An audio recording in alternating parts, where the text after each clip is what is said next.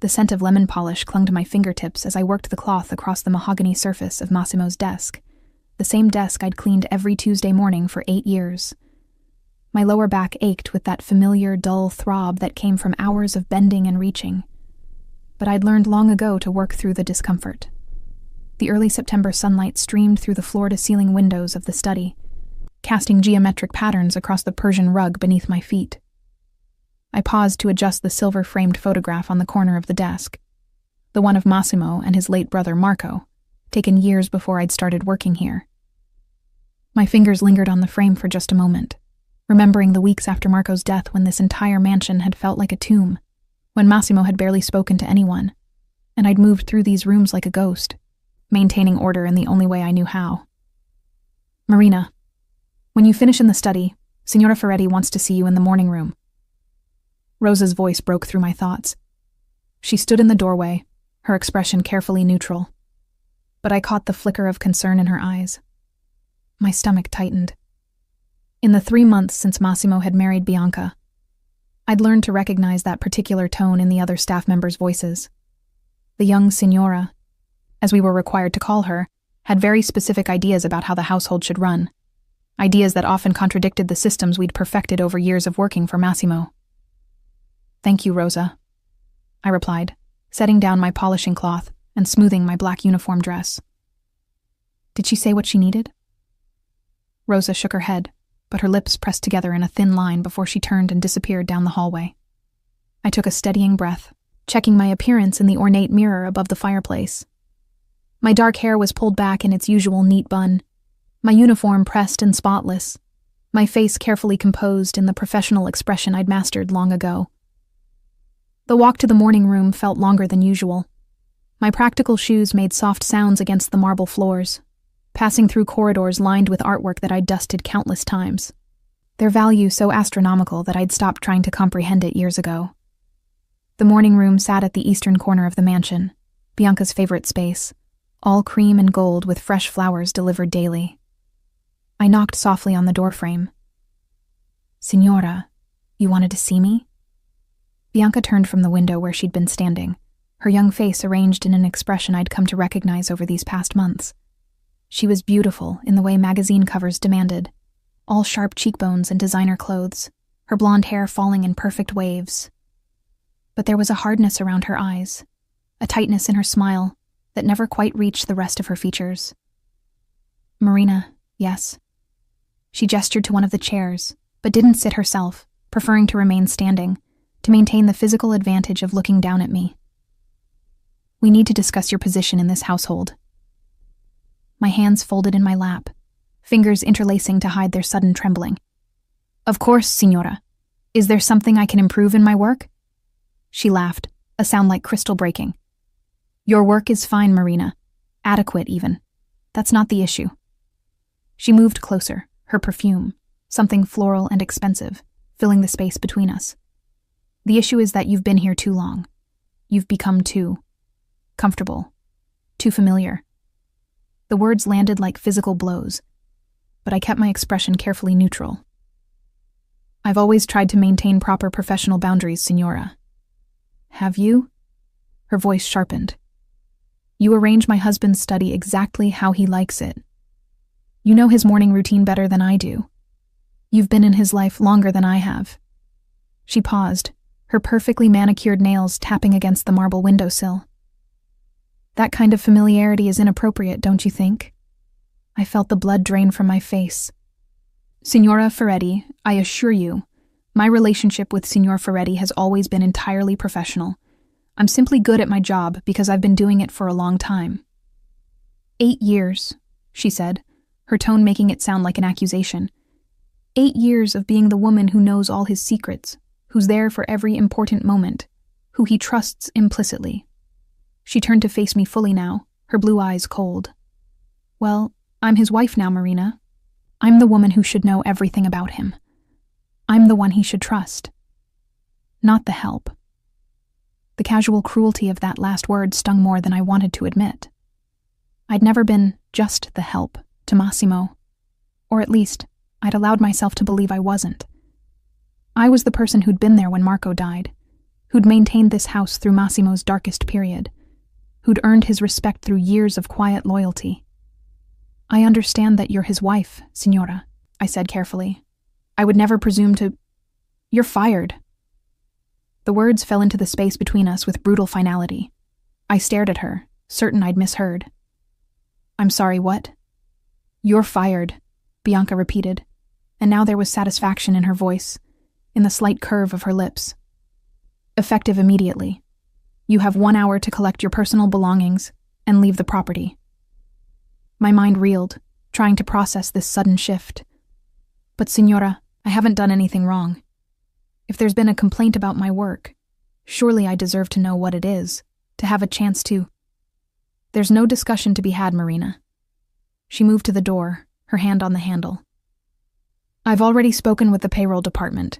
You'll receive your standard severance, nothing more. 1 hour. And please use the service entrance when you leave. I don't want the other staff to see you making a scene." "A scene?" The word came out sharper than I'd intended. "I've worked here for 8 years. I deserve at least an explanation. A proper—" "What you deserve," Bianca interrupted, her voice dropping to something dangerous, "is exactly what I choose to give you. This is my house now, Marina. My husband's house. And I won't have someone lurking around who thinks she has some special claim to his attention or his trust."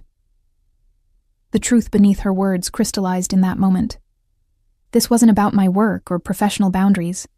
This was about a young woman, barely 25 years old, who'd married a powerful man and found that power didn't automatically translate to security. She was threatened by me, by the years I'd spent in Massimo's life, by the quiet respect he'd always shown me. "Does Signor Ferretti know about this?" I asked, already knowing the answer. Her smile widened. "My husband is in New York on business. He won't be back until Friday. By then, you'll be long gone, and we can both spare him the unpleasantness of having to choose between his wife's comfort and his employees' feelings." She opened the door wider. 1 hour, Marina. Don't make this harder than it needs to be." I stood on shaking legs, pride warring with shock. Part of me wanted to argue, to demand to speak with Massimo directly, to fight for the position I'd earned through years of dedicated service. But another part of me, the part that had survived by reading the dynamics of power in this house, knew that fighting would only make this worse. "I understand, Signora," I managed, my voice steadier than I felt. "I'll be gone within the hour." As I walked back through those familiar corridors for what would apparently be the last time, I passed Rosa in the hallway. She took one look at my face, and her own crumpled with understanding. "She didn't," Rosa whispered. "She did." My voice felt hollow. "I have an hour to pack." Rosa's hand found mine, squeezed it briefly. "Massimo won't let this stand. When he finds out—" "He's in New York until Friday," I interrupted. "And by then it won't matter. His wife has made her decision." In my small room on the 3rd floor, the space that had been mine for 8 years, I began pulling my belongings from drawers and closets. It wasn't much. A few changes of clothes, some photographs, the rosary my grandmother had given me before she died. Everything else in this room belonged to the house, to the Ferretti family, to a life that had just been ripped away from me without warning. My hands shook as I folded a sweater, and I had to stop, pressing my palms flat against the dresser to steady myself. 8 years. 8 years of loyalty, of discretion, of being there through deaths and deals and dark nights when Massimo had needed someone who wouldn't judge him, wouldn't ask questions, would simply exist as a steady presence in his chaotic world. And now, Bianca, who'd known him for less than a year, had decided that loyalty was a threat. I glanced at the clock. 40 minutes left. I needed to hurry, needed to leave before I did something foolish like cry in front of the other staff, or worse, beg Bianca to reconsider. My pride might be all I had left after today, but I would keep it intact. As I zipped up my small suitcase, the one I'd brought with me 8 years ago when I'd first arrived at this mansion as a nervous 23-year-old hoping to prove herself, I caught sight of my reflection in the mirror. The same dark eyes, the same careful expression. But there was something else there now too. A kind of hollow recognition that the life I'd built here, the security I'd found, could be dismantled in minutes by someone who saw me as nothing more than an obstacle to be removed. The service entrance, Bianca had said. Use the service entrance, as if even my departure needed to be hidden, shameful, invisible. I picked up my suitcase and took one last look at the room that had been my sanctuary, my home. Then I walked out, closing the door softly behind me, just as I'd been trained to do everything in this house. Quietly, efficiently, without making a scene. But as I descended the back stairs toward the service entrance, passing through the kitchen where Cook was crying openly and Rosa stood with her arms crossed and her face furious, I couldn't help but wonder what Massimo would do when he returned to find me gone. If he would even notice. If Bianca's version of events would be the only truth he heard. The thought made my chest ache in a way I couldn't quite name, a loss that went deeper than just a job, deeper than security. Because for 8 years, I'd allowed myself to believe that I mattered here, that my presence had value beyond the tasks I performed. Now, stepping out into the late morning sunlight with my single suitcase and nowhere to go, I understood how foolish that belief had been. The small apartment I'd managed to secure 3 days after my dismissal sat on the 4th floor of a building in Dorchester, a far cry from the marble halls and manicured gardens of the Ferretti mansion. The walls were thin enough that I could hear my neighbors' conversations. The radiator clanked and groaned through the night, and the single window overlooked a parking lot rather than the Charles River. But it was mine, or at least it would be for as long as my severance lasted. I'd spent those first 72 hours in a fog of practical necessities, finding housing, updating my resume, registering with employment agencies. Movement kept the hollow feeling at bay, kept me from dwelling on the sudden absence of routine that had structured my life for nearly a decade. But at night, lying on the second-hand mattress I'd bought from a thrift store, the reality would crash over me in waves. It was Thursday evening when my phone rang. I almost didn't answer, didn't recognize the number, but something, instinct perhaps, made me swipe to accept the call. Marina Lopez? A male voice, vaguely familiar. Speaking. This is Antonio, Signor Ferretti's driver. A pause. He's been trying to reach you. My heart stumbled over its next beat. Antonio had been with Massimo almost as long as I had, a quiet man who spoke little but observed everything. I've been staying elsewhere, I managed. I'm no longer employed at the house. I know. Antonio's voice lowered. We all know. He found out this morning when he returned early from New York. The entire house has been in chaos since he discovered you were gone. I sank onto the edge of my bed, my free hand pressed against my stomach where a nervous knot had formed. Antonio, I don't think it's appropriate for me to. He's furious, Marina. Antonio cut through my protest. I've driven for Signor Ferretti for 9 years. I've seen him angry. But this is different. He wants to know where you are. His wife made it very clear that my presence was no longer welcome. I said, forcing my voice to remain steady. I'm not going to cause problems in his marriage. His marriage is already having problems, Antonio replied bluntly. Signora Bianca didn't tell him she'd dismissed you. He found out when he went looking for you this morning and found your room empty. He asked the staff what happened. Rosa told him everything. The image formed in my mind. Massimo returning to the mansion, perhaps carrying that leather briefcase he always took to New York, calling my name to help him with something trivial, the way he had hundreds of times before. And finding nothing. No response. No familiar face appearing around the corner with that quiet smile and efficient competence he'd come to rely on. What did Bianca say? I asked, though I wasn't sure I wanted to know. At first, she tried to claim you'd been insubordinate. Said you'd been inappropriate with the signor, had overstepped boundaries. Antonio's voice carried a note of disgust, but Rosa and Cook contradicted her story. Told him exactly what had happened in the morning room, how you'd done nothing wrong, how the signora had simply decided you were a threat and gotten rid of you. My eyes burned with tears I refused to let fall. Rosa and Cook had risked their own positions to defend me, to tell Massimo the truth. The loyalty of it, the solidarity, made my throat tight. Marina, he needs your address, Antonio continued. He's been calling your old phone number, but it goes straight to voicemail. I had to get a new phone, I admitted. Cheaper plan. I couldn't afford. I stopped myself, pride stinging. It doesn't matter. Antonio, please tell Signor Ferretti that I appreciate his concern, but I don't want to cause any more trouble. His wife had every right to dismiss me if she felt. Don't. Antonio's voice turned sharp. Don't do that, Marina. Don't diminish what happened to spare someone's feelings. You were dismissed without cause after 8 years of impeccable service because an insecure woman couldn't stand that her husband respects you. That's not right. And Signor Ferretti knows it. I stood, pacing the small space between the bed and the window. What does he want from me, Antonio? What could possibly be accomplished by... He wants to make it right. The simple statement stopped me mid-step. Marina, in all the years I've known him, I've never heard Massimo Ferretti apologize for anything.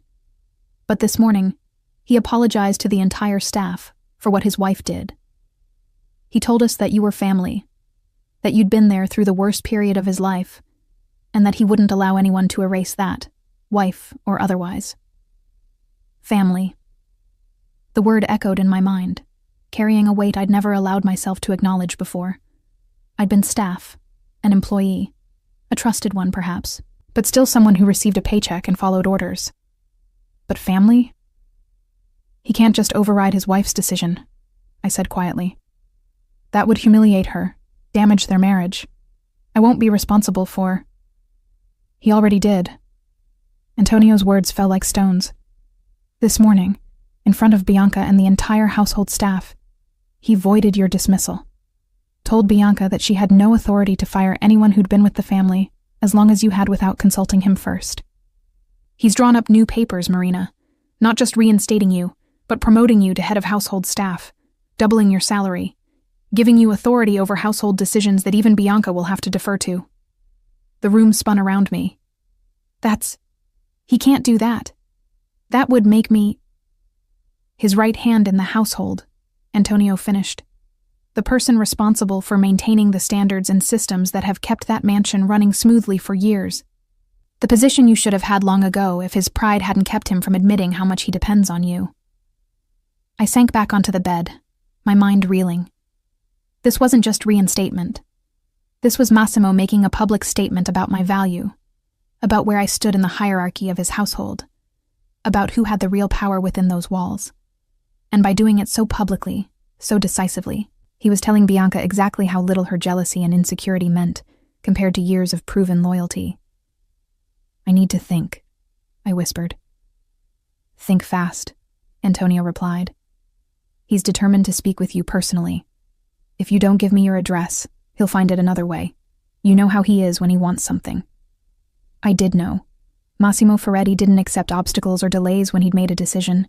He would use every resource at his disposal, call in favors, leverage connections, until he found what he was looking for. The only difference would be whether I made it easy or difficult. And what would making it difficult accomplish, really? My pride would be satisfied for a few more days, maybe a week, but he would find me eventually. And in the meantime, I'd be living in this cramped apartment, burning through my severance, pretending I didn't miss the life I'd lost. I'm at 847 Dorchester Avenue, I heard myself say. Apartment 4C. Antonio was quiet for a moment. He'll come tonight, Marina. Be ready. The call ended, and I sat in the gathering darkness of my apartment, looking around at the sparse furnishings, the unpacked boxes in the corner, the life I'd been trying to convince myself I could build from nothing. My grandmother's rosary sat on the small nightstand, the beads worn smooth from years of her prayers. I picked it up, letting the familiar weight settle in my palm. What would you tell me to do, Abuela? I whispered to the empty room. But I knew what she would say. She'd always told me that true respect was rarer than gold, that loyalty deserved loyalty in return, that pride should never blind you to genuine care. She'd also warned me about the dangers of getting too close to powerful men, but she'd lived in a different world, a different time. I stood and began the ritual of preparing for a meeting I both dreaded and desperately wanted.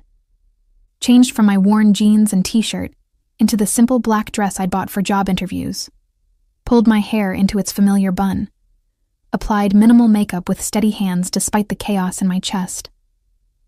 An hour later, exactly at 8 o'clock, a knock sounded at my door. Not the impatient pounding of a neighbor or the tentative tap of a delivery person, but 3 measured knocks that somehow conveyed authority and respect in equal measure. I opened the door. Massimo Ferretti stood in my dingy hallway, looking completely out of place in his tailored charcoal suit, his dark hair slightly disheveled as if he'd been running his hands through it. His face, usually so carefully controlled, showed the strain of the past days, lines of tension around his eyes and mouth. But it was his expression that stopped my breath, a mixture of relief and something deeper, something that looked almost like pain. "Marina," he said, and the way he spoke my name, like a man finding water after days in the desert, made my carefully constructed defenses begin to crumble. "Signor Ferretti." I stepped back, gesturing to the small space. "Please, come in." He entered, and immediately the apartment felt even smaller, his presence filling it entirely. His eyes swept the room, taking in the second-hand furniture, the bare walls, the single window with its view of the parking lot. I saw his jaw tighten, saw his hands curl into fists at his sides before he deliberately relaxed them. "This is where you've been living," he said quietly. It wasn't a question. "It's adequate for my needs," I replied, defensive despite myself. "The rent is reasonable, and it's close to the bus line for job interviews." "Job interviews." He turned to face me fully. "You've been looking for new employment." "Of course, I have bills to pay, and my severance won't last forever." Something in his expression shifted, darkened. "Your severance. The pittance Bianca authorized before throwing you out like garbage." The bitterness in his voice startled me. I'd seen Massimo angry before, had witnessed his cold fury directed at business rivals and those who'd crossed him. But this was different. This anger had a personal edge to it, a depth of feeling I'd never seen him display over a household matter. "She had her reasons," I said carefully. "She's your wife, Signor Ferretti. She has every right to manage the household as she sees fit. Don't defend her to me." The words came out sharp, harder than I think he'd intended, because he took a breath and gentled his tone. "Marina, I know what happened. I know what she said to you, how she humiliated you in front of the other staff, how she gave you an hour to pack 8 years of your life into a single suitcase." He stepped closer. "And I know why she did it." I looked away, unable to hold his gaze. "She felt I was too familiar, that I'd overstepped boundaries." "She was jealous," he corrected bluntly. "Jealous of your competence, of the staff's respect for you, of the fact that I trust you with things I don't trust her with." He paused. "Jealous of the fact that you've been in my life longer than she has and that I value your presence." The admission hung in the air between us, heavy with implications I wasn't ready to examine. "That doesn't matter now," I said quietly. "What's done is done. I've moved on." "Have you?" He gestured around the apartment. "Moved on to this? To living in a space barely larger than your bedroom in my home? To hunting for jobs that will never appreciate your skills the way I do? To pretending that 8 years meant nothing?" "They meant everything." The words burst out before I could stop them. "That's the problem, Signor Ferretti. They meant everything to me. And apparently, that made your wife uncomfortable. So yes, I'm trying to move on, to build a life that doesn't depend on your household, on your trust, on..." I stopped myself, swallowing the rest of the sentence. "On what?" He pressed, moving closer. "On me?" I turned toward the window, needing to put distance between us. "You're married now. Your wife should be the person you depend on, the person you trust, not your housekeeper." "You were never just a housekeeper, Marina." His voice came from right behind me now, close enough that I could smell his cologne, that familiar scent of cedar and bergamot that had been part of my daily life for so long. "You were there when Marco died. Do you remember that?" How could I forget? The night the call had come, the sound of Massimo's raw grief echoing through the halls, the way he'd sat in his study for hours, staring at nothing, the way I'd simply stayed, not offering platitudes or comfort he wouldn't have accepted, just existing in the same space, a silent presence that asked nothing of him. I remember I whispered. You never asked me what happened. Never tried to get me to talk about it.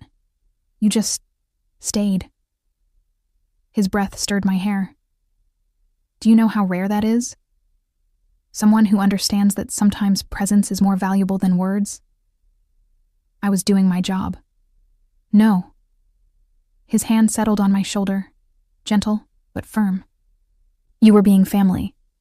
And that's what I told Bianca this morning. That you weren't staff to be dismissed at her whim. You were family. And in my world, Marina, family is sacred. I turned to face him, and the intensity in his dark eyes made my heart stutter. Your world, I repeated. A world I've always kept at arm's length, Signor Ferretti. I clean your house. I maintain your schedule. But I've never asked questions about your business. Never wanted to know more than necessary. I know. A slight smile touched his lips. That discretion is part of why I trust you, but it doesn't change what you mean to me, to my household. He reached into his jacket pocket and withdrew an envelope. This is your new contract. Head of household staff. You'll oversee all domestic operations, manage the other staff, have final say on household decisions. The salary is more than fair. I stared at the envelope but didn't take it. And Bianca? How does she feel about this arrangement? His expression hardened. Bianca is learning that being my wife doesn't mean controlling everything in my life. She's learning that there are people who earned their place long before she arrived, and that jealousy isn't the same as authority. This will destroy your marriage, I said quietly.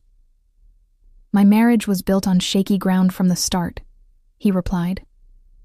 Beautiful, young, eager to be part of my world without understanding what that really means. I thought. He paused, something vulnerable crossing his face. I thought it was time to have a proper wife, a partner. But partnership requires respect, Marina. And Bianca has shown that she respects nothing but her own insecurity. I finally took the envelope, feeling its weight. If I come back, it won't be the same. The other staff will look at me differently. Bianca will resent me. You'll be caught in the middle of... I'm not in the middle of anything, he interrupted. I'm choosing a side. Yours. The side of loyalty and competence and the kind of trust that takes years to build. His hand found mine, warm and solid. Come home, Marina. Not as a servant. As the person who keeps my household running. Who maintains the standards that make it function. As family. The tears I'd been holding back for days finally spilled over. I don't want to cause you problems. You could never be a problem to me. His thumb brushed across my knuckles. Only a solution. Always a solution. And standing there in my cramped apartment, with Massimo Ferretti looking at me like I mattered more than pride or appearances, or the delicate feelings of an insecure wife, I felt something shift inside me. Not hope exactly, but recognition. Recognition that sometimes loyalty deserved to be rewarded, that years of service and discretion and quiet care had value that couldn't be dismissed with an hour's notice. When would you want me to start? I asked. His smile was genuine, reaching his eyes for the first time since he'd arrived. Tonight, right now. Antonio is waiting downstairs with the car. Of course he was. Massimo hadn't come here to persuade me. He'd come to bring me home. The drive back to the mansion felt surreal, like slipping into a dream I'd convinced myself was over. Antonio caught my eye in the rearview mirror, offered a small nod of approval, but said nothing. Beside me, Massimo remained quiet as well, his attention focused on his phone, rapidly typing responses to messages that apparently couldn't wait. But his other hand rested on the seat between us, close enough that I could feel its warmth, a deliberate positioning that felt like reassurance. We pulled through the iron gates just after 9 o'clock. The mansion rose before us, every window glowing against the night sky, as familiar to me as my own heartbeat. But now I was returning not as I'd left, dismissed and diminished, but as something else entirely. Something I still wasn't sure I understood. The staff are waiting, Massimo said, as Antonio brought the car to a stop at the main entrance. Not the service entrance. The main one, where guests arrived. I wanted everyone present when you returned. My stomach tightened. Signor Ferretti, is that really necessary? I'd prefer not to make this into some kind of spectacle." "It's not a spectacle." He turned to face me. "It's a statement about who you are, what you mean to this household, and what the consequences are for anyone who tries to diminish that in the future." The implication was clear. This wasn't just about me. This was Massimo sending a message to Bianca, to the staff, to anyone who might question his decisions. He was drawing a line, and everyone needed to see exactly where it fell. Antonio opened my door, and I stepped out onto the familiar stone driveway. The front doors opened, and there stood Rosa, cook, and the other household staff, all lined up as if greeting visiting dignitaries. But their faces showed genuine warmth, real smiles, especially Rosa, who was crying openly. Massimo's hand settled at the small of my back, guiding me forward. "Welcome home, Marina." As we climbed the steps, Rosa broke formation and pulled me into a fierce hug. "Thank God," she whispered against my ear. "Thank God he brought you back." "I'm not entirely sure what I'm coming back to," I admitted, low enough that only she could hear. "You're coming back to where you belong," she replied firmly. "Don't let anyone tell you different." The other staff members offered similar greetings, brief touches, whispered words of support. It was overwhelming, this public display of loyalty, and it made my eyes sting with fresh tears. These people had risked their positions to tell Massimo the truth about my dismissal.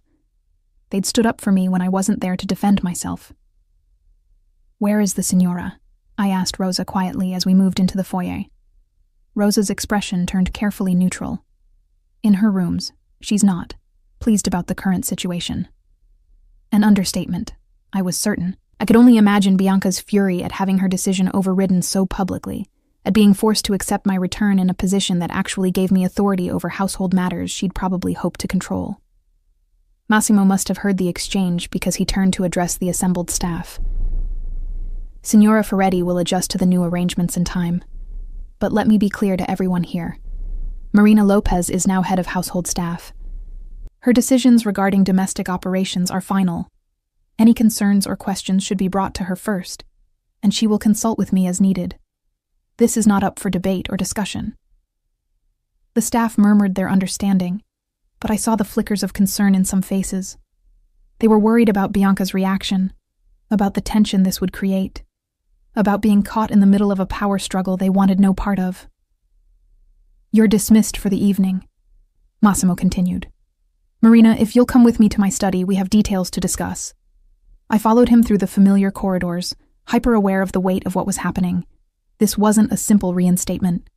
This was Massimo restructuring his household hierarchy and placing me at the top of it, above his wife in all matters of domestic management. It was unprecedented, potentially disastrous, and I still wasn't entirely sure why he was doing it. In his study, he gestured for me to sit in one of the leather chairs near the fireplace, then poured 2 glasses of water from the crystal carafe on his desk. He handed me one before taking the other chair, his long legs stretched out before him.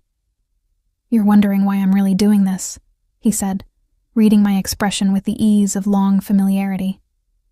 The thought had crossed my mind, I admitted. He was quiet for a moment, swirling the water in his glass, his gaze distant. "When Marco died, this house became unbearable. Everywhere I looked, I saw memories of him. Every room held conversations we'd had, arguments, moments of brotherhood. The other staff tried to help, to offer comfort, but it felt invasive, like they were trying to fix something that couldn't be fixed.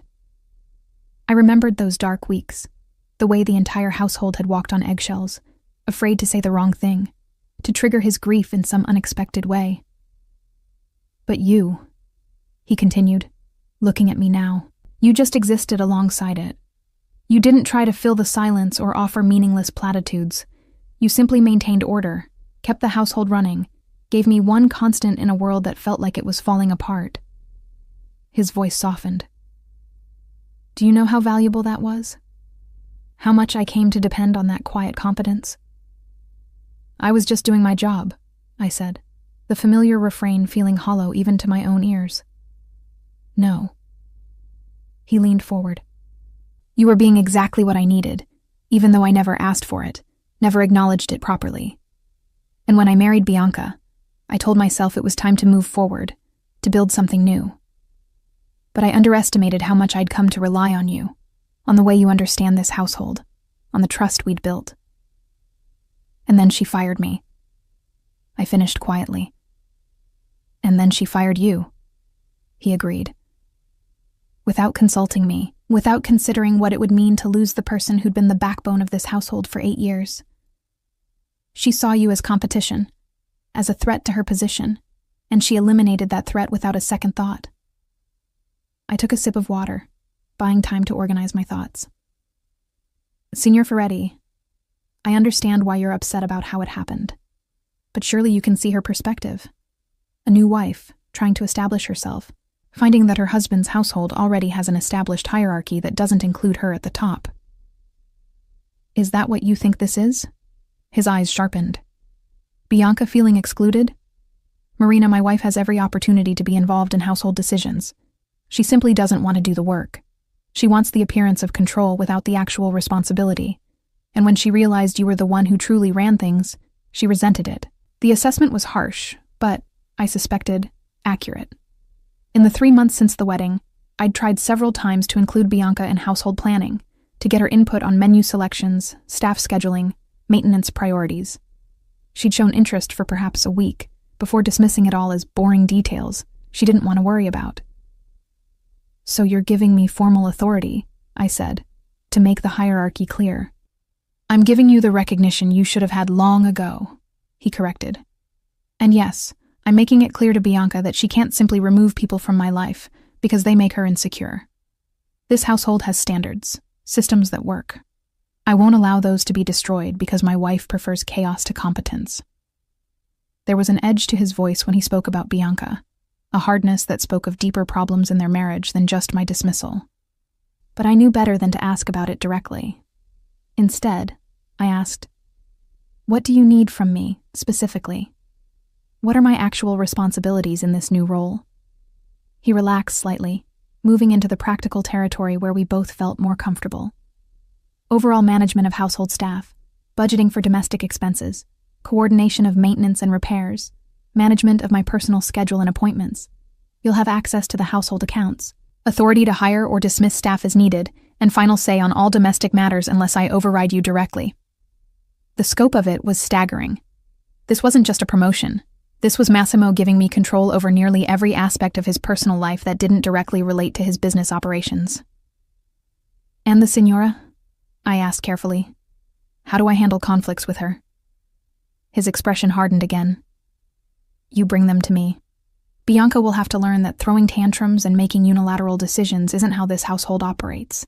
If she has legitimate concerns, we'll address them. If she's simply trying to assert dominance, I'll handle it.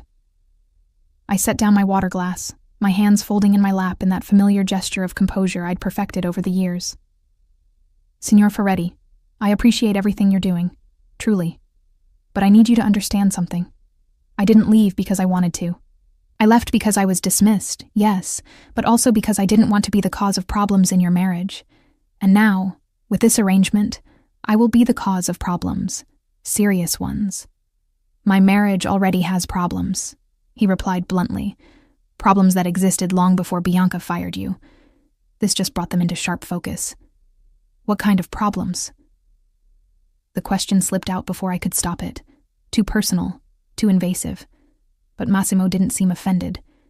If anything, he looked almost relieved to have someone to talk to about it. The kind where you realize you married someone for the wrong reasons. I thought Bianca would be a good wife, a good partner. She came from a good family, understood the expectations of my world. But I mistook surface-level charm for depth, and social skills for genuine care. He stood, moving to the window that overlooked the darkened gardens. She doesn't love me, Marina. She loves what I represent. The power, the wealth, the status. And I don't love her either. I respect her as my wife in public, treat her with courtesy, give her everything she could want materially. But there's no real connection, no partnership, just two people playing the roles they're supposed to play. The honesty of it stunned me. In 8 years, Massimo had rarely spoken to me about anything truly personal. Our interactions had always maintained professional boundaries, even at their most comfortable. This level of candor felt like crossing an invisible line. "I'm sorry," I said quietly. "That must be difficult."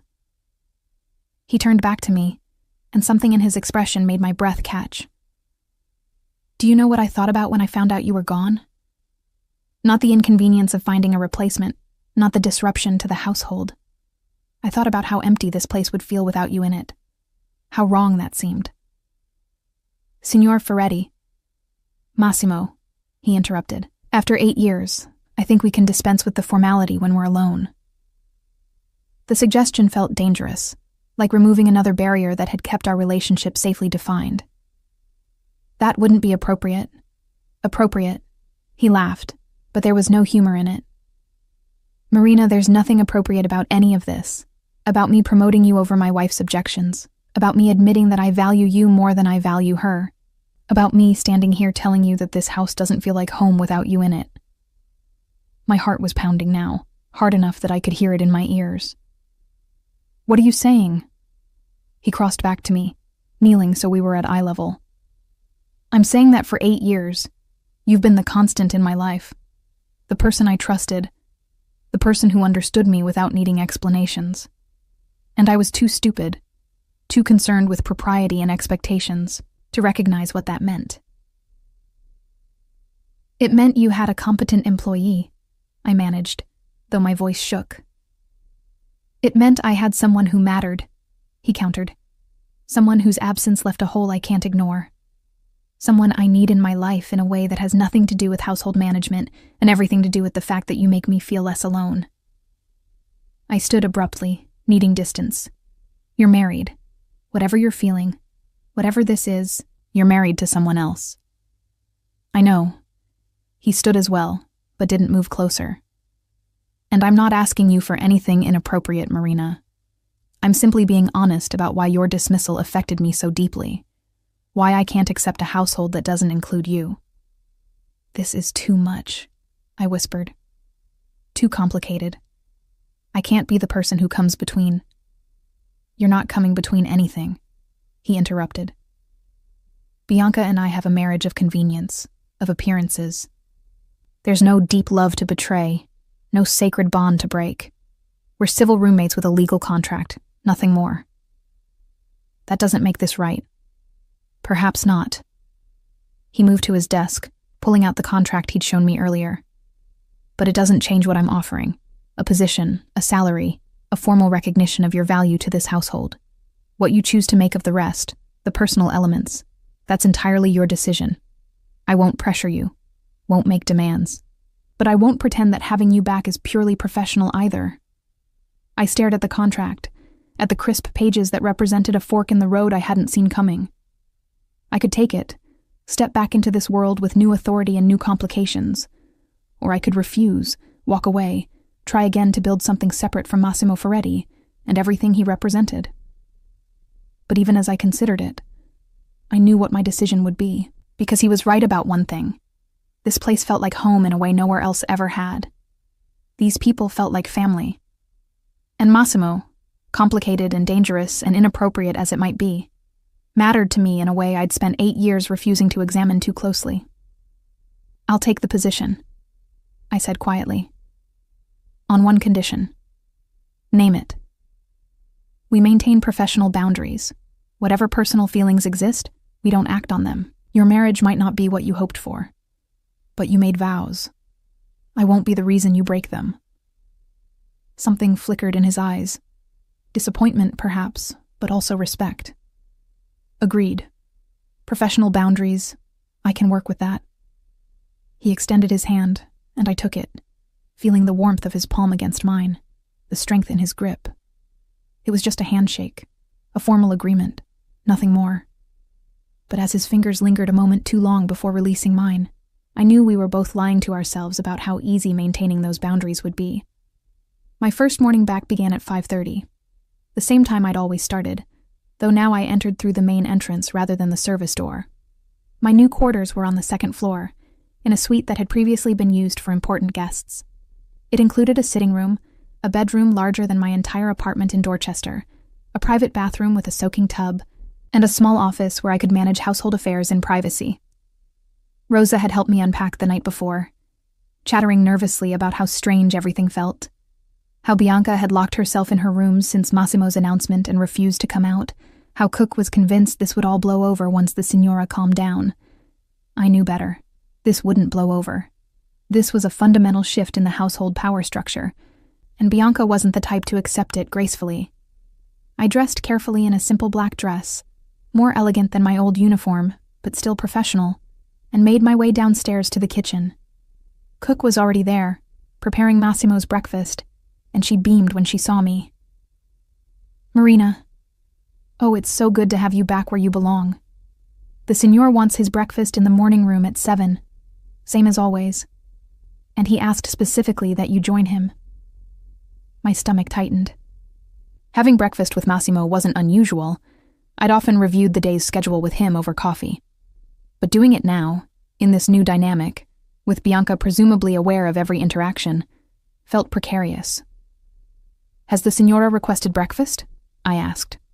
Cook's smile faded. "She's still in her rooms. Had a tray sent up at midnight, barely touched it. Antonio said she spent most of yesterday making phone calls." To whom? I wondered. Her family? Friends? People who might sympathize with her position or help her undermine mine. At precisely 7, I entered the morning room carrying a leather folder with the day's schedule and household matters requiring attention. Massimo was already seated, reading something on his tablet, dressed in one of his impeccable dark suits. He looked up when I entered, and his expression softened in a way that made my heart skip. "Good morning, Marina. Please sit." I took the chair across from him, the same place I'd sat hundreds of times before. But everything felt different now, weighted with awareness and unspoken tension. "I have the weekly schedule for your review," I began, opening the folder. "You have a meeting with your accountants on Tuesday, dinner with the Castellano family on Thursday, and Marina." He set down his tablet. "Before we get into schedules, we need to discuss last night." I kept my expression carefully neutral. "Last night you offered me a position. I accepted. I'm not sure what else there is to discuss. What I said to you in my study, about why having you back matters." He leaned forward slightly. "I don't want there to be any awkwardness between us. You were right to set boundaries, and I'll respect them. But I also don't want you to feel uncomfortable because I was honest about my feelings." "I appreciate that," I said carefully. "But perhaps we should focus on the practical matters of my new role rather than the personal aspects." "Agreed." He nodded, though something in his eyes suggested he wasn't entirely convinced this was the right approach. "Have you had any contact with Bianca this morning?" "No. Cook says she's still in her rooms." "She won't stay there forever," he said. "Eventually she'll come out, and when she does, there will be a confrontation. I want you prepared for it." I'd been preparing for it since the moment I'd agreed to return. "What do you expect her to do?" "Try to undermine your authority with the staff, question your decisions, make your life difficult in small ways that she can claim are misunderstandings if I confront her about them." He picked up his coffee cup.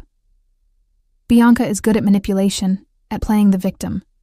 She'll make herself seem wronged, make me seem cruel for overruling her, make you seem like an interloper threatening her marriage."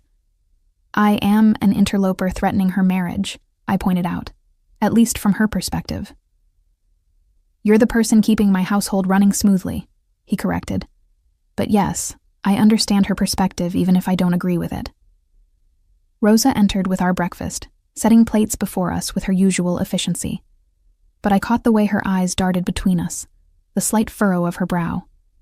Even she, my ally, was uncertain about the new dynamic. After she left, I asked the question that had been nagging at me since yesterday. "Why are you doing this, really? You could have reinstated me in my old position, given me a raise, made it clear to Bianca that she'd overstepped. But instead, you're promoting me to a position that effectively places me above her in household hierarchy. That's not just about valuing my competence. That's about making a statement." Massimo set down his fork, his gaze direct and unflinching. "You want the truth? The whole truth? Please. I'm tired, Marina. Tired of pretending my marriage is something it's not. tired of watching Bianca play at being interested in my life while showing no real care or understanding. Tired of maintaining appearances for the sake of social expectations. He paused. When I found out she'd dismissed you, something in me broke. Or maybe something that had been cracking for months finally shattered, and I realized I didn't want to pretend anymore. Pretend what? That I'm satisfied with a wife who sees me as an accessory to her lifestyle rather than a person. That I'm content with surface-level conversations and empty gestures. That I don't notice the difference between someone who's with me because of what I represent versus someone who stood by me because of who I am. The implication was clear, and it made my throat tight.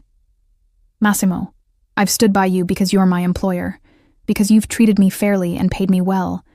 Don't romanticize our relationship into something it's not. Isn't it? He challenged. You could have left years ago, Marina. With your skills, your discretion, you could have worked for any of the families in Boston. Some of them offered you positions, I know they did. Higher pay, better hours. But you stayed. Why? I looked away, unable to hold his gaze. Because I was comfortable here. Because I knew the routine. Because this felt like home, he said softly. Because the people here became your family. Because somewhere along the way this stopped being just a job and became something more important. He wasn't wrong, and we both knew it. But admitting it felt dangerous, like opening a door I'd kept carefully locked for 8 years. That doesn't change the fact that you're married, I said quietly. Or that I'm now in a position where every interaction between us will be scrutinized, interpreted, used as evidence of whatever people want to believe. Let them believe what they want, he replied. I know the truth. You know the truth. That's what matters. Before I could respond, the door to the morning room opened. Bianca stood there, dressed in a silk robe, her hair loose around her shoulders, her face pale but composed.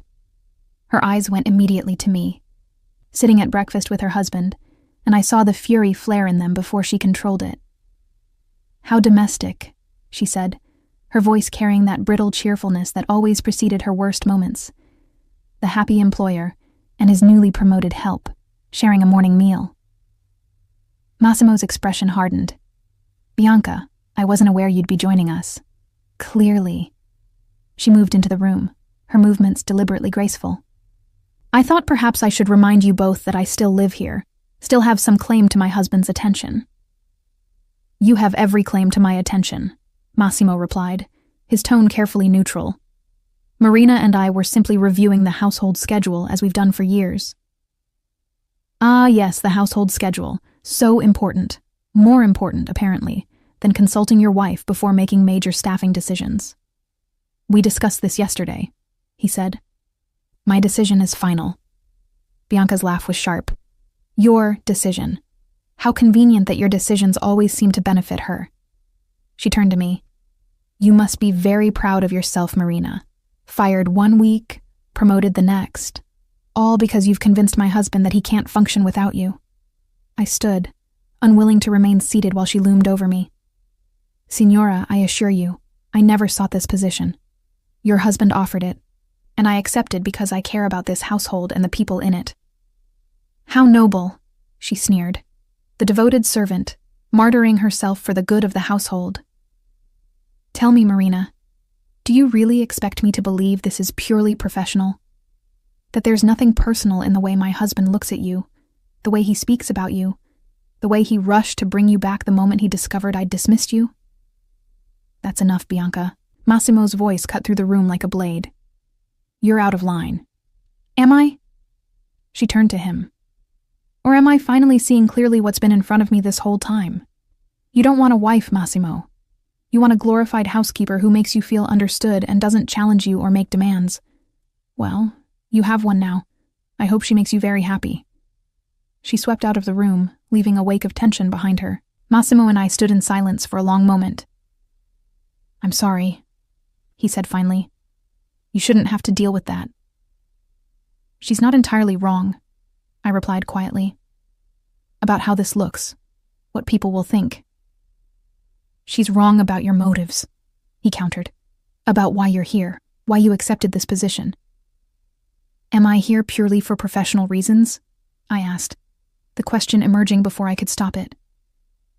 Because if I'm honest with myself, Massimo, I'm not sure anymore. I'm not sure when this stopped being just a job and became something I couldn't walk away from. Even when walking away was the smart choice. He moved toward me, and I saw him force himself to stop, to maintain the distance we'd agreed upon. What are you saying? I'm saying that Bianca might be insecure and manipulative, but she's not blind. She sees something between us, something that exists whether we act on it or not. And as long as I'm here, in this elevated position, that something will be a problem for your marriage. My marriage is already a problem, he said flatly. It was a problem before you came back, before Bianca fired you, before any of this started. The only thing your return has done is force me to stop pretending otherwise. And what happens when you stop pretending? I asked. What's the end game here, Massimo? We maintain these professional boundaries while everyone whispers about us behind closed doors. We ignore the fact that your wife hates me and will do everything in her power to make my life difficult. We just exist in this impossible situation indefinitely? I don't have all the answers, he admitted. I just know that I need you here, that this house, my life, feels incomplete without you in it. Everything else we'll figure out as we go. It wasn't enough. It shouldn't have been enough. But as I looked at him, at the man who'd crossed the city to bring me back, who'd restructured his entire household to keep me in his life, who'd stood up to his wife and risked his marriage because he valued my presence that much, I found myself nodding. All right, I said softly. We'll figure it out as we go. His smile was worth every complication, every awkward moment, every whispered conversation that would follow. Because in that smile, I saw something I'd been trying to deny for longer than I wanted to admit. Massimo Ferretti didn't just value my competence or my loyalty. He valued me. And despite every reason I had to walk away, to protect myself from the inevitable heartbreak this situation promised, I valued him too. Enough to stay. Enough to fight for my place in his world, even knowing it would cost me more than I could imagine. Enough to risk everything. The following week settled into a routine that felt both familiar and utterly strange.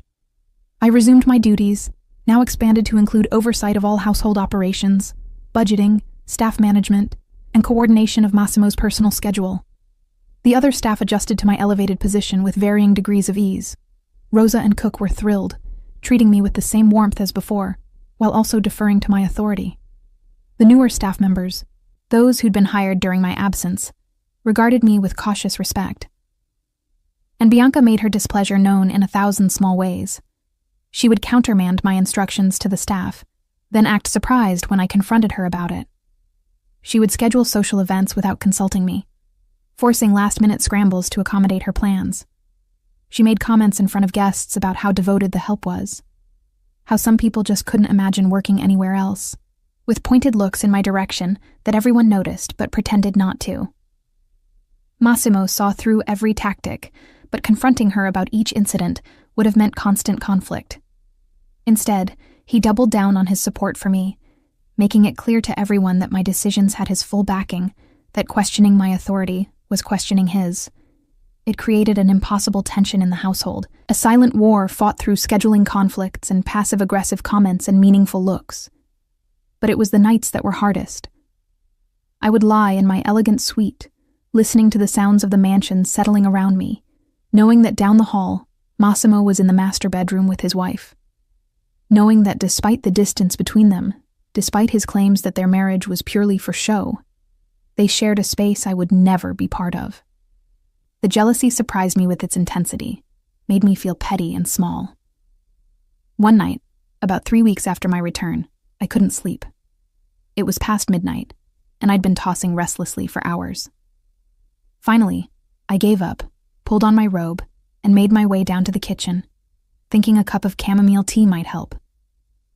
I wasn't expecting to find Massimo already there, sitting at the kitchen island in pajama pants and a t-shirt, a glass of whiskey in his hand. "Can't sleep either?" he asked, looking up as I entered. Apparently not. I moved to the kettle, trying to ignore how domestic this felt, how dangerously intimate. "Mind if I make tea?" "Of course not. This is your domain now, remember? I filled the kettle and set it to boil, then leaned against the counter, maintaining distance between us. Bad day?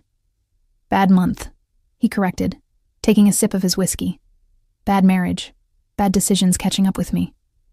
Want to talk about it? He laughed softly. That's the problem, Marina. You're the person I want to talk to about everything. You're the person I trust, the person who understands me. And you're also the person I can't talk to about most of it because the subject is usually my wife and how much I regret marrying her. Have you thought about divorce? The question slipped out before I could stop it. Every day, he admitted. But it's complicated. Bianca's family has connections to people I do business with. A divorce would be messy, would potentially damage relationships I've spent years building. So you're stuck, I said quietly. For now. He set down his glass. But Marina, I want you to know something. This situation, with you elevated in the household, with Bianca making everyone miserable, it's not sustainable. Eventually, something will have to give. What do you think will give? He met my eyes. Probably my marriage. I can pretend for business, Marina, but I can't pretend in my own home. Not anymore.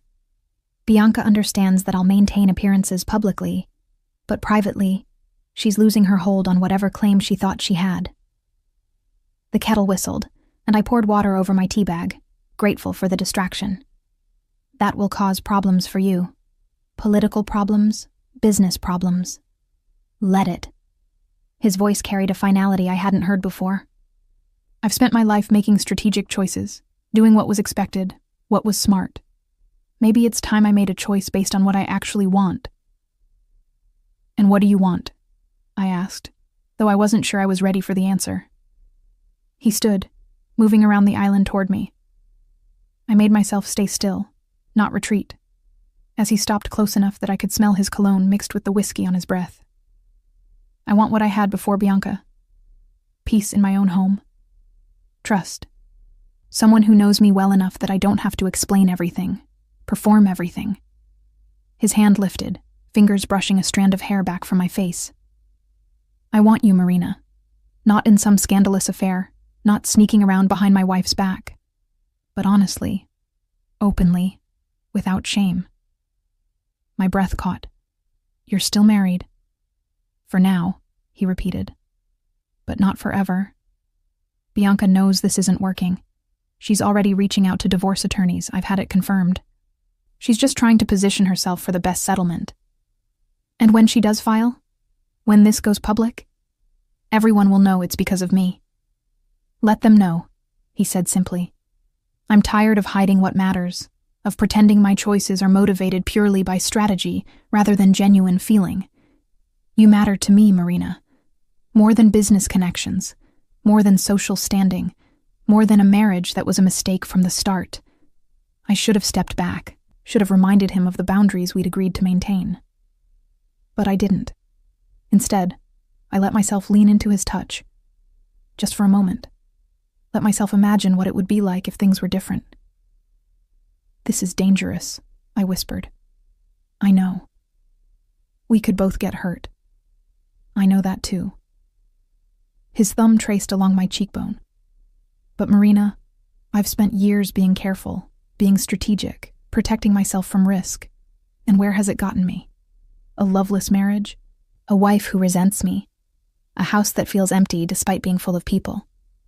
The only time I feel at peace is when you're here. Massimo! The sound of footsteps in the hallway made us both freeze. I stepped back quickly, putting distance between us, just as Rosa appeared in the doorway. Oh, I'm sorry. I didn't realize anyone was down here. She looked between us, her expression carefully neutral, but I knew she'd seen how close we'd been standing, had registered the tension in the air. Couldn't sleep, Massimo said smoothly. Marina was making tea. Would you like some? No, thank you. I just came for some water. She filled a glass at the sink, her movements brisk and efficient, then hurried back out. After she left, the moment was broken. The spell, whatever it had been, dissolved back into reality. I should go back to bed, I said quietly.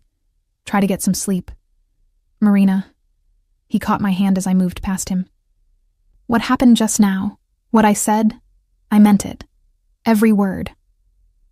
I looked down at our joined hands, at the way his fingers wrapped around mine with such easy familiarity. I know you did. That's what scares me. Don't be scared. His voice was soft, almost pleading. We'll figure this out, together.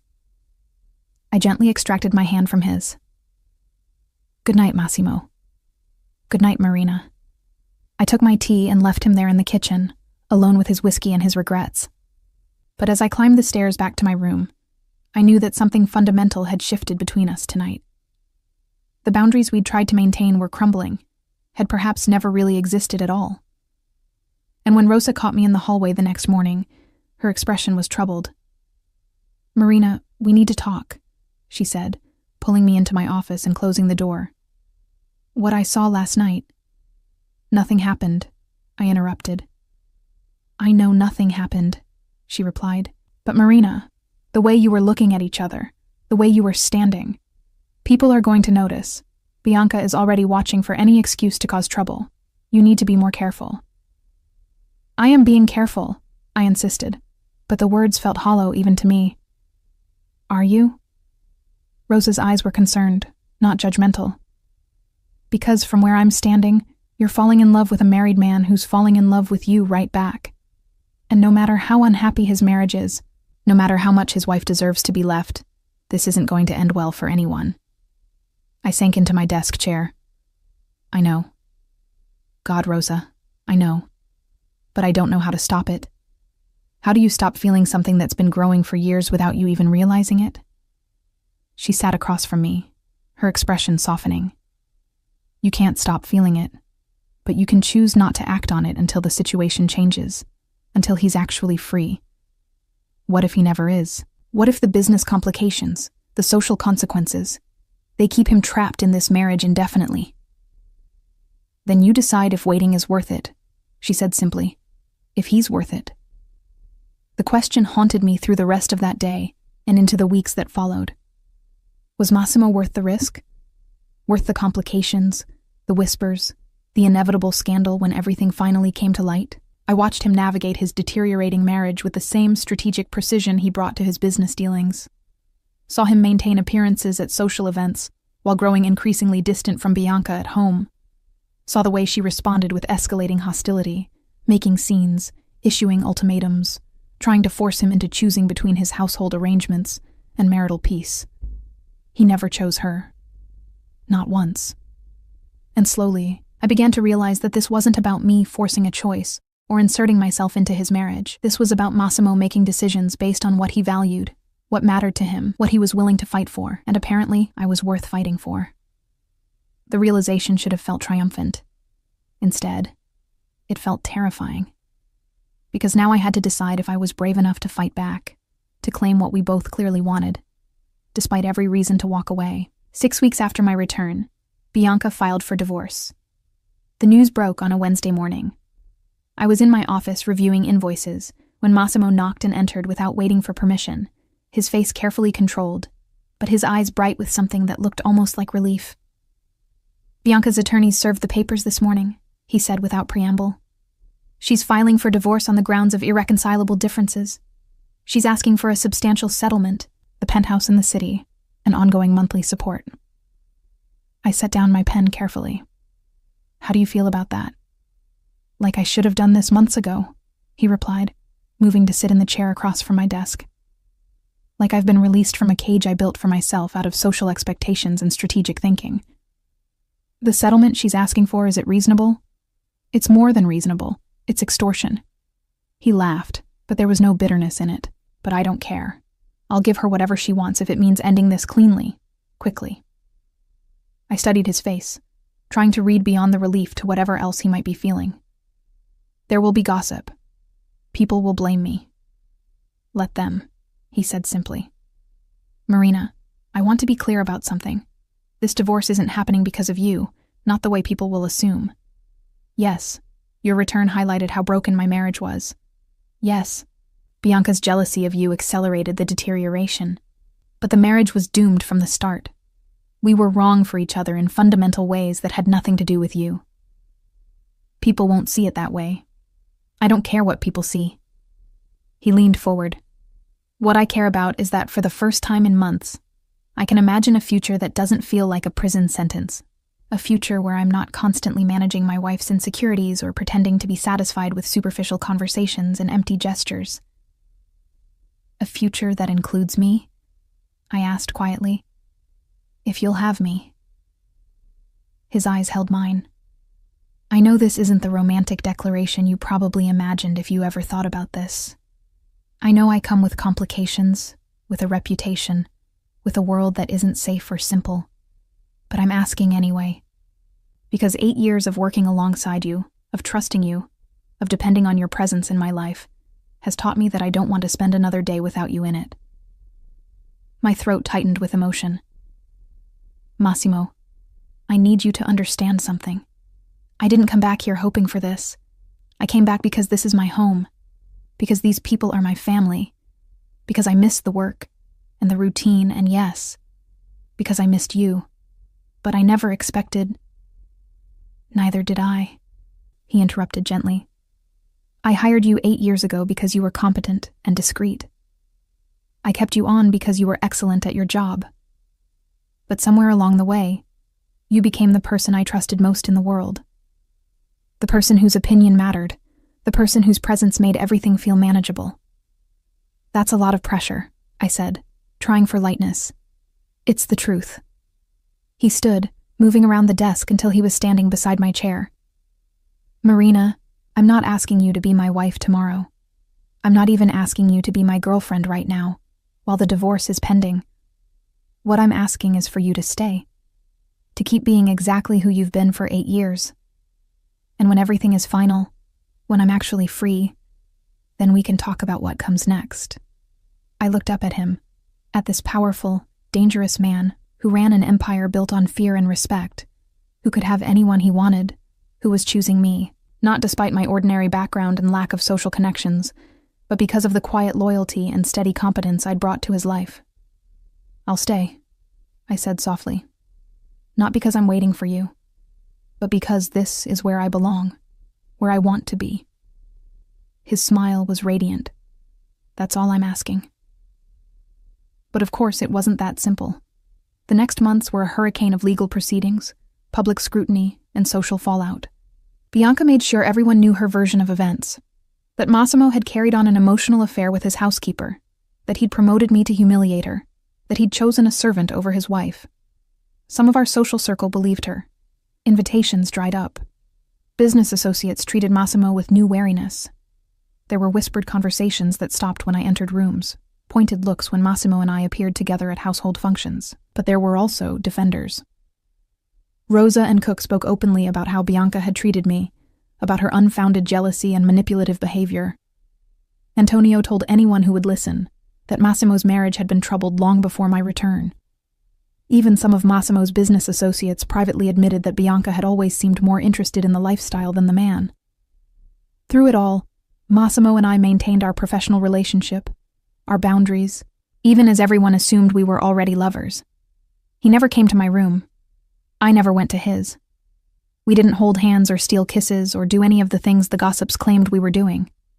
But we grew closer in ways that had nothing to do with physical intimacy. He sought my opinion on business decisions, valued my perspective on personal matters, included me in conversations with his attorneys about household matters that would be affected by the divorce. I learned more about his empire, about the legitimate businesses and the less legitimate ones, about the careful balance he maintained between power and violence. And I accepted it. All of it. The danger, the moral complexity, the reality of loving a man whose world operated by different rules than the one I'd been raised in. The divorce was finalized on a cold day in February, 9 months after Bianca had first filed. The settlement was enormous, just as Massimo had predicted, but he signed the papers without hesitation. Bianca got the penthouse, the monthly support, and a lump sum that would keep her comfortable for life. And Massimo got his freedom. That night, he found me in the library, where I'd been pretending to read, but mostly just staring at the same page for an hour. "It's done," he said simply. I looked up. How do you feel? Relieved, exhausted. He sat beside me on the sofa. Free. That's good. We sat in silence for a moment, the weight of 9 months of waiting, of speculation, of maintaining boundaries while everyone assumed we were breaking them, settling over us. Marina, he began, then paused. I'm not good at this. At the romantic gestures, the pretty words. I'm better with actions than declarations. I know, I said softly. But I need you to know that these past months, watching you handle the gossip and the scrutiny, and Bianca's accusations with such grace and dignity, it only confirmed what I already knew. That you're the strongest person I've ever met. That you're exactly who I want by my side, in every way that matters. Massimo, let me finish. He turned to face me fully. I know I can't offer you a normal life. I know being with me means accepting things you'd probably rather not know about, dealing with people who will always wonder if you're with me for my money or my power. But I'm asking anyway, because I'm selfish enough to want you regardless of the complications. I set aside my book. You think I don't know what I'm getting into? I've worked for you for 8 years, Massimo. I've seen your world up close. I know exactly what being with you means. And I'm choosing it anyway. I took his hand. Not because you're powerful or wealthy, though those things are part of who you are, but because you're also the man who sat with me in silence when I was grieving my grandmother. The man who noticed when I was exhausted and sent me home early. The man who values loyalty above almost everything else. The man who fought for me when it would have been easier to let me go. His fingers tightened around mine. You're saying yes? I'm saying yes to trying. To seeing what we can build together now that we're both free to choose it. He pulled me into his arms, and for the first time in 8 years, I let myself lean into his embrace without guilt or hesitation. His lips found mine, gentle at first, then deeper, with all the hunger of months of wanting and waiting. When we finally broke apart, both breathing hard, he rested his forehead against mine. Move into the master suite, he said. Not as staff, as my partner, my equal. I laughed softly. That will cause more gossip. Let it. His arms tightened around me. I'm done caring what anyone thinks except you. 3 months later, I stood in that master suite, the room that had once belonged to Massimo and Bianca, now completely redecorated to reflect a new chapter. The staff had learned to address me by my first name, to understand that I was no longer head of household staff, but something else entirely. Massimo's partner in every sense that mattered. Rosa found me there one morning, standing by the window that overlooked the gardens. Happy? She asked simply. Terrified, I admitted. But yes. Happy. Good. She squeezed my shoulder. You deserve it, Marina. Both of you do. And as Massimo appeared in the doorway, his eyes finding mine with that expression of quiet devotion I'd come to treasure, I realized she was right. We did deserve this. Not because the path had been easy or uncomplicated, but because we'd chosen each other honestly, knowing all the flaws and complications and difficulties that came with it. I'd started as his maid, become his most trusted employee, survived his wife's jealousy and a very public divorce, and emerged as his equal partner. It wasn't a fairy tale. It was better. It was real. And as he crossed the room to pull me into his arms, I knew that whatever challenges lay ahead, we would face them the same way we'd faced everything else, together.